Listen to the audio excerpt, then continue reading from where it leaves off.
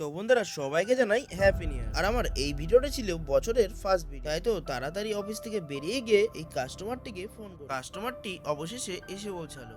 দুটো পার্সেলই ব্যাগের ভিতরে না আটার কারণে একটা পার্সেল সাইডে বেঁধে নিয়েছিলাম আর একটা পার্সেল ব্যাগেই চলে এসেছে। তো বন্ধুরা পার্সেল দুটো অনেক কষ্ট করে নিয়ে যাওয়ার পরেও কেন জানি না কাস্টমার বলছে একটা পার্সেল রিসিভ করব, একটা রিটার্ন নিয়ে চলো। তার কারণ কাস্টমারটি অর্ডার করেছিল একসাথে দুটো, একটা দাম ছিল 1235 টাকা, একটার দাম ছিল 1100 টাকা। যেই পার্সেলটি 1235 টাকা ছিল সেই পার্সেলটি কাস্টমার রিসিভ করবে, তার কারণ পার্সেলটির ব্র্যান্ডে ছিল ওরিয়েন্ট কোম্পানি। আর যেই পার্সেলটি কাস্টমার বলল ক্যান্সেল করে দিতে সেই পার্সেলটি ছিল উষা কোম্পানির।